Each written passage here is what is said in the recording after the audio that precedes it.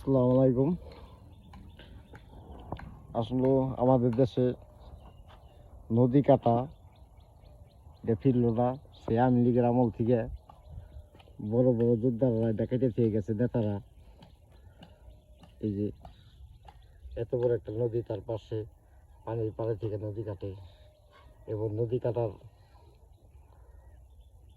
নদীতে কাটে কাটে এবং খাস জায়গায় যে বিল্ডিং সব খাস জায়গায় উঠছে, ঠিক আছে, কাটে এবং নদী বিল্ডিং দিছে খাসের জায়গা, নদী শ্রেষ্ঠ জায়গা বিল্ডিং দিছে, দুতলা তিনতলা বিল্ডিং দিছে।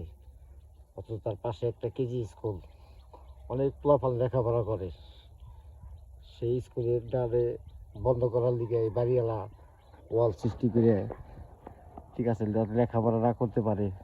ছোটো ছোটো অনেক পোলাপান সেখানে লেখাপড়া করতে পারে না, অথচ নদী কেটে এরা বিশাল রাজমহল বানায় রয়েছে সরকারি জায়গা খাইতে। এর বিয়ে আওয়ামী লীগের সময় দৌড় দেখাইছে ইদ্রিস মেম্বর, আমাদের মানিকগঞ্জ সিঙ্গার চল্লিয়া বন্ডি এই ঘাটপাটটা আপনি দেখাইতেছি। কেজি স্কুলটা কি সুন্দর ছাত্রছাত্রী লেখাপড়া, সেই কেজি স্কুলটা বদ্ধ পথে